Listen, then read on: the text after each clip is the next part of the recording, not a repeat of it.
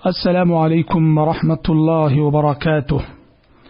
الحمد لله رب العالمين، والصلاة والسلام على أشرف الأنبياء والمرسلين، وعلى آله وأصحابه أجمعين، وعلى من تبعهم بإحسان إلى يوم الدين. أما بعد، أعوذ بالله السميع العليم من الشيطان الرجيم من همزه ونفخه ونفسه. أولئك الذين هدى الله فبهداه مقتده. محترم سامعین، ہمارا ہفتہ واری پروگرام نیک لوگوں کی صحبت میں، اس کی ایک اور کڑی لے کر آج میں آپ کی خدمت میں حاضر ہوں. گزشتہ درس میں حضرت عبداللہ بن عباس رضی اللہ عنہ کے سلسلے میں ہم نے گفتگو کی تھی، اور آج ہم گفتگو کرنے جا رہے ایک اور صحابی جن کا نام بھی عبداللہ ہے، عبداللہ بن عمرو بن العاص رضی اللہ عنہ. میں آپ کو بتا دوں کہ صحابہ میں عبداللہ نام کے کئی ایک صحابی تھے، لیکن ان میں 4 صحابہ بڑے مشہور ہوئے. چاروں کا نام عبداللہ، اور ان کو عبادلہ اربعہ کہا جاتا ہے اہل علم کے نزدیک. اور یہ کون ہے عبادلہ اربعہ؟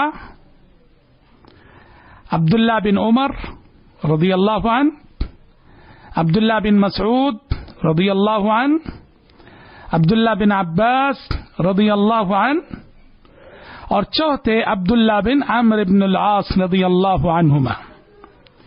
تو ان چاروں صحابہ کے نام عبداللہ ہیں، تو انہی کو عبادلہ اربعہ کہا جاتا ہے. حضرت عبداللہ بن عمرو بن العاص رضی اللہ عنہ یہ ایک اور صحابی کے بیٹے تھے. آپ نے صحابہ میں حضرت عمرو بن العاص رضی اللہ عنہ کا نام سنا ہوگا. بڑے ذہین اور فتین صحابی تھے. تو عمرو بن العاص رضی اللہ عنہ کے بیٹے عبداللہ بن عمرو بن العاص، اور ان کی خصوصیت یہ ہے کہ اپنے والد سے پہلے یہ اسلام لائے. پہلے فرزند مسلمان ہوئے اور بعد میں باپ مسلمان ہوئے. پہلے حضرت عبداللہ اسلام لائے اور بعد میں ان کے والد عمرو بن العاص اسلام لائے. اچھا، ان کا نام جو تھا نا، حضرت عبداللہ کا پہلے عاص تھا. ان کے دادا کا نام عاص تھا، تو عاص بن عمر بن عاص ایسا تھا اصل نام. عاص بن عمر بن عاص.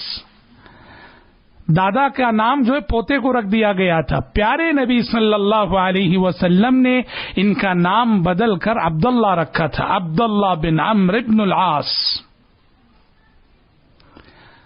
اچھا، ان کی ایک اور خصوصیت میں آپ کو بتاؤں. حضرت عبداللہ بن عمرو بن العاص رضی اللہ عنہ کی باپ اور بیٹے کے درمیان عمر میں کافی فرق ہوتا ہے. عام طور پر باپ اور بیٹے میں 20 سال کا فرق ہوتا ہے، 25 سال کا فرق ہوتا ہے، 22 سال کا فرق ہوتا ہے. لیکن حضرت عبداللہ بن عمرو بن العاص اور ان کے والد عمرو بن العاص کی عمر میں صرف اور صرف 12 سال کا فرق تھا. بتایا جاتا ہے کہ پوری ہسٹری میں، پوری تاریخ میں کسی باپ اور بیٹے کے درمیان عمر میں جو کم سے کم فرق پایا گیا ہے وہ انہی دونوں کے درمیان حضرت عبداللہ بن عمرو بن العاص اور ان کے والد عمرو بن العاص. ان کے والد ان سے صرف 12 سال بڑے تھے اور یہ اپنے والد سے صرف 12 سال چھوٹے تھے. اس کا مطلب کیا ہوا جانتے ہیں؟ 11 سال کی عمر میں گویا نکاح ہو گیا. 11 سال کی عمر میں شادی ہو گئی حضرت عمرو بن العاص کی. تو باپ اور بیٹے کی عمر میں کم سے کم جو فاصلہ دیکھا گیا ہے وہ انہی دونوں کے درمیان حضرت عبداللہ اور عمرو بن العاص رضی اللہ عنہما. جہاں تک حضرت عبداللہ بن عمرو بن العاص رضی اللہ عنہ کے کردار کی بات ہے، اسلام کے لیے انہوں نے کیا کردار پیش کیا، کیا خدمت کی، آپ علمی اعتبار سے بھی دیکھیے، عملی اعتبار سے بھی دیکھیے. حضرت عبداللہ بن عمرو بن العاص رضی اللہ عنہ کی شخصیت مثالی کردار کی حامل ہے. علم کی خدمت کی بات کریں یا جذبہ عمل کی بات کریں، دونوں ناحیوں سے. علم کی اگر ہم بات کرتے ہیں تو حضرت عبداللہ بن عمرو بن العاص رضی اللہ عنہ کی خصوصیت تھی کہ انہوں نے پیارے نبی صلی اللہ علیہ وسلم کی احادیث کو باقاعدہ تحریری شکل دی عہد نبوت میں.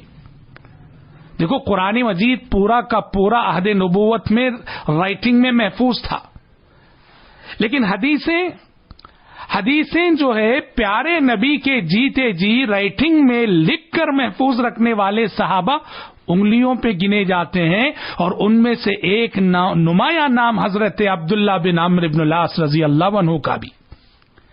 پیارے نبی سے جو بھی سنتے تھے باقاعدہ لکھ لیا کرتے تھے.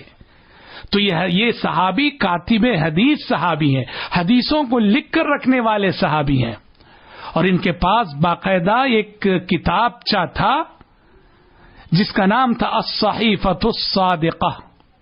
الصحیفۃ الصادقہ کیا ہے یہ پیارے نبی کی احادیث کا مجموعہ ہے. وہ حدیثیں جو حضرت عبداللہ بن عمرو بن العاص رضی اللہ عنہما نے پیارے نبی سے سنی تھی اور ان کو لکھ رکھا تھا، اس کو انہوں نے نام دیا الصحیفۃ الصادقہ. حضرت عبداللہ بن عمرو بن العاص رضی اللہ عنہ فرماتے ہیں جب میں پیارے نبی کی ہر بات لکھنے کو معمول بنا لیا تو قریش کے کچھ لوگوں نے مجھے منع کیا اور کہا کہ تم ہر بات لکھ لیتے ہو پیارے نبی کی، ایسا نہ کرو، پیارے نبی بھی بشر ہیں، انسان ہیں، ہو سکتا ہے آپ کی زبان سے نکلنے والی کوئی بات بشری تقاضے کے دائرے میں آتی ہو، ہر بات لکھنے کی نہیں ہوتی، مت لکھا کرو. حضرت عبداللہ فرماتے ہیں میں پیارے نبی کے پاس گیا اور جا کر میں نے عرض کیا کہ اللہ کے نبی آپ سے سنی ہوئی ہر بات میں لکھ لیا کرتا ہوں، تو قریش کے لوگ مجھے یہ کہہ کے منع کر رہے ہیں کہ آپ بھی بشر ہیں اور ہو سکتا ہے آپ کی بعض باتیں بشری تقاضے کے دائرے میں آتی ہوں، اس لیے میں نہ لکھوں، یہ کہہ رہے ہیں مجھ سے. پیارے نبی نے فرمایا اکتب فوالذی نفسی بیدہ ما خرج منی الا حق. فرمایا کہ اے عبداللہ لکھے جاؤ، قسم ہے اس ذات کی جس کے ہاتھ میں میری جان ہے، میری زبان سے نکلنے والا ہر لفظ برحق ہوتا ہے، ہر جملہ برحق ہوتا ہے، لکھے جاؤ. تو پیارے نبی نے انہیں لکھنے کی اجازت دی، لکھنے کا حکم دیا، لکھنے کا کی پرمیشن دیا آپ صلی اللہ علیہ وسلم نے. اور اتنی عظیم خدمت حدیث نبوی کی انہوں نے کہ حدیثوں کو لکھ رکھا. آپ کتب حدیث میں عن عمرو بن شعیب عن ابیہ عن جدہ پڑھتے ہوں گے. سند عمر بن شعیب اپنے والد سے، وہ اپنے دادا سے روایت کرتے ہیں. عمر بن شعیب عن ابیہ عن جدہ کی سند سے جتنی حدیثیں مروی ہیں وہ ساری کی ساری حضرت عبداللہ بن عمرو بن العاص رضی اللہ عنہ سے ہی مروی ہیں. انہوں نے جو حدیثیں لکھ رکھی، بعد میں جب روایت حدیث کا زمانہ آیا اور تدوین حدیث کا زمانہ آیا تو حضرت عبداللہ بن عمرو بن العاص رضی اللہ عنہ کی لکھی ہوئی حدیثیں ایک بہت بڑے ثبوت کے طور پر سامنے آئی کہ صحابہ نے حدیثوں کو بھی جس طرح قرآن کو لکھ رکھا تھا اسی طرح سے حدیثوں کی بھی حفاظت کی، اور حدیثوں کو بھی صحابہ نے لکھ رکھا تھا. اور بعض روایتوں سے پتہ چلتا ہے کہ حضرت عبداللہ بن عمرو بن العاص رضی اللہ عنہ کو علم سے اتنا شغف اور لگاؤ تھا کہ انہیں سریانی زبان بھی آتی تھی، سریانی زبان بھی یہ جانتے تھے جو اہل کتاب کی زبان تھی. اور جہاں تک ان کے جذبہ عمل کی بات کریں تو اللہ اکبر، بڑے عبادت گزار صحابی، بڑے اللہ والے صحابی، بڑے ولی صفت صحابی، بڑے نیک صحابی. رات پوری تہجد میں، دن پورا روزوں میں، تلاوت قرآن مجید میں، زندگی کا لمحہ لمحہ عبادت میں گزرتا تھا. اتنا مشغول رکھا خود کو تلاوت میں، نماز میں، روزے میں، تہجد میں کہ ان کی عبادت کے چرچے مدینے میں ہو گئے، اور یہاں تک کہ یہ بات شکایت کے طور پہ پیارے نبی تک پہنچی. پیارے نبی نے انہیں بلا کے آپ صلی اللہ علیہ وسلم نے حضرت عبداللہ بن عمرو بن العاص رضی اللہ عنہ سے پوچھا کہ پتہ چلا عبداللہ کہ روزینہ قرآن ختم کرتے ہو، جتنا قرآن اس وقت تک نازل ہوا تھا پڑھ کر ختم کرتے تھے روزانہ. تو پیارے نبی نے کہا پتہ چلا کہ رات بھر تہجد پڑھتے ہو, دن بھر روزے رکھتے ہو, نفل روزے, اور روزانہ ایک قرآن ختم کرتے ہو, ایسا مت کرو عبداللہ. آپ صلی اللہ علیہ وسلم نے ان سے کہا دیکھو رات میں تہجد بھی پڑھو مگر رات کا کچھ حصہ سویا بھی کرو. ہاں جہاں تک روزوں کی بات ہے, کہا کہ عبداللہ ایسا کرو کہ مہینے میں 3 نفل روزے رکھو کافی ہیں, اس لیے کہ اللہ کے پاس ایک نیکی کا ثواب 10 نیکیوں کے برابر. اس طرح اگر مہینے کے 3 روزے رکھو گے تو 30 دن روزہ رکھنے کے برابر, تو لہذا 3 نفل روزے رکھو کافی ہے. حضرت عبداللہ جوان تھے, جوش تھا, جذبہ تھا, کہنے لگے نہیں اللہ کے نبی مجھے طاقت ہے, اور زیادہ روزہ رکھنے کی اجازت دیجیے. پیارے نبی نے کہا چلو اور آپ نے اجازت دی. یہاں تک کہ وہ اجازت مانگتے رہے, بات یہاں تک پہنچی کہ آپ نے فرمایا چلو رکھنا ہی ہے زیادہ سے زیادہ تو صوم داؤدی رکھ لو. صوم داؤدی کیا ہے؟ صوم یوم و فطر یوم, ایک دن روزہ رکھنا, ایک دن کھانا پینا. اس طرح کے مہینے کے 15 روز روزے میں جائیں اور 15 روز کھانے پینے میں کھا پی کر انسان گزارے. آپ نے کہا صوم داؤدی رکھ لو, آخری حد روزے میں آپ نے اس کی اجازت دی. اچھا قرآن مجید, پیارے نبی نے کہا کہ دیکھو عبداللہ مہینے میں ایک بار ختم کرو کافی ہے. حضرت عبداللہ نے کہا کہ نہیں اللہ کے نبی اجازت دیجیے, مجھے طاقت ہے, استطاعت ہے, میں اور زیادہ پڑھنا چاہتا ہوں. پیارے نبی نے کہا ایسا کرو 20 دن میں 2 عشروں میں ایک مرتبہ ختم کرو. حضرت عبداللہ نے کہا کہ نہیں اللہ کے نبی مجھے اور اجازت دیجیے, میں اور جلدی ختم کرنا چاہتا ہوں. آپ نے کہا کہ ایسا کرو 7 دن میں ایک مرتبہ ختم کرو. حضرت عبداللہ نے کہا کہ نہیں اللہ کے نبی مجھے اور اجازت دیجیے, میں اور زیادہ پڑھنا چاہتا ہوں, اور جلدی ختم کرنا چاہتا ہوں. آپ نے فرمایا کہ ایسا کرو 3 دن میں قرآن ختم کرو, 3 دن سے کم میں قرآن ختم کرنے کی تمہیں اجازت نہیں. جو 3 دن سے کم میں ختم کرے اس نے قرآن کو گویا سمجھا ہی نہیں. قرآن سمجھ کر پڑھنے کی کتاب ہے, جو 3 دن سے کم میں ختم کرے اس نے گویا قرآن سمجھا ہی نہیں. تو دیکھیے کیسا جذبہ حضرت عبداللہ کا, تہجد میں بھی, ہاں نفل روزوں میں بھی, تلاوت میں بھی. عام طور پہ ہوتا یہ ہے کہ انسانوں کا دل فطری طور پر کسی ایک عبادت میں زیادہ لگتا ہے. کسی کا دل روزوں میں لگتا ہے, وہ بہت زیادہ نفل روزے رکھتا ہے. کسی کا دل نمازوں میں زیادہ لگتا ہے, بہت زیادہ نفل نمازیں پڑھتا ہے. کسی کا دل تلاوت میں لگتا ہے, بہت زیادہ تلاوت کرتا ہے. حضرت عبداللہ کی عبادت کی خصوصیت یہ تھی تمام عبادتیں ان کی زندگی میں جمع تھیں, تلاوت بھی, تہجد بھی, نفل روزے بھی, یعنی بالکل مجاہدانہ زندگی. عبادت میں مجاہدے کی سطح کو گویا پہنچے ہوئے تھے. بہرحال پیارے نبی صلی اللہ علیہ وسلم نے انہیں اعتدال میں رہ کر عبادت کرنے کی ترغیب دی, تعلیم دی. اچھا حضرت عبداللہ بن عمرو بن العاص رضی اللہ عنہما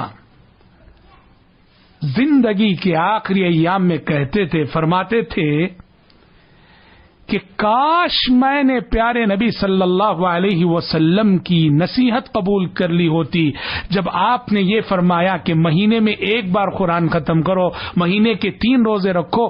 کاش کہ میں نے یہ نصیحت اس وقت آپ کے زمانے میں قبول کر لی ہوتی. کیوں جانتے ہیں, جب تک صحت تھی, تندرستی تھی, جوانی تھی, یہ باقاعدہ 3 دن میں قرآن ختم کرنا, صوم داؤدی رکھنا, اس کی پابندی کرتے رہے. لیکن جیسے جیسے بڑھاپا آیا, کچھ بیماریاں آئیں, یہ پابندی ان سے نہیں ہو رہی تھی. اور حضرت عبداللہ کی خواہش تھی کہ پیارے نبی کے جیتے جی, پیارے نبی کے زمانے میں عمل کی جس مقدار پہ وہ تھے, عبادت کی جس مقدار پہ وہ تھے, اس میں مرتے دم تک کوئی کمی نہ آنے پائے. یہ ان کی خواہش تھی, مگر عمر کا بھی تقاضا تھا کہ ہو نہیں پا رہا تھا. تو اس لیے وہ کہتے تھے کاش کہ پیارے نبی کی اس نصیحت کو میں قبول کر لیا ہوتا. تو آج میں اس مقدار عبادت کو اس بڑھاپے میں بھی برقرار رکھ سکتا تھا. تو یہ بہت بڑا سبق ہے محترم بھائیوں. اس سے کیا معلوم ہوتا ہے؟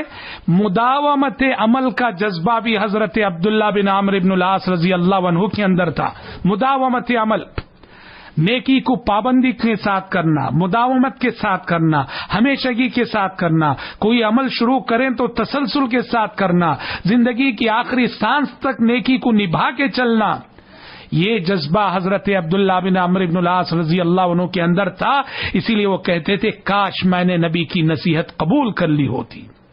تاہم ہمارے لیے اور آپ کے لیے، ہم جو عبادت میں بہت غافل ہیں، سستی کے شکار ہیں، ہمارے لیے اور آپ کے لیے بہت بڑا سبق رکھتی ہے حضرت عبداللہ بن عمرو بن العاص رضی اللہ عنہ کی زندگی، کہ ہم سب پیدا ہوئے ہیں عبادت کے لیے.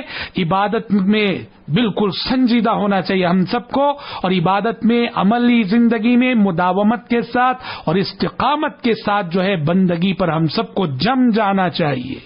اور کوشش ہونی چاہیے کہ جیسے جیسے عمر بڑھتی ہے ہمارا جذبہ عمل بڑھے، ہمارا مقدار عمل بڑھے، ہمارا معیار عمل اونچا ہو، ہمارے جذبہ عمل میں کمی نہ آئے، مقدار عمل میں کمی نہ آئے، اور ہمارا معیار عمل نہ گھٹے. یہ جستجو ہونی چاہیے، یہ کوشش ہونی چاہیے. بہرحال ایک مثالی زندگی گزارنے کے بعد سن 63 ہجری میں، یا ایک روایت کے مطابق سن 65 ہجری میں حضرت عبداللہ بن عمرو بن العاص رضی اللہ عنہ کی وفات ہوئی. دعا ہے رب العالمین سے کہ پروردگار عالم مجھ کہنے والے کو اور آپ سبھی سننے والوں کو حضرت عبداللہ بن عمرو بن العاص اور ان جیسی جو دوسرے صحابہ اور صحابیات ہیں، ہمارے اسلاف ہیں رضوان اللہ علیہم اجمعین، ان سب کے نقش قدم پر چلنے کی توفیق اور سعادت نصیب فرمائے. آمین ثم آمین. وآخر دعوانا ان الحمد للہ رب العالمین. والسلام علیکم ورحمۃ اللہ وبرکاتہ.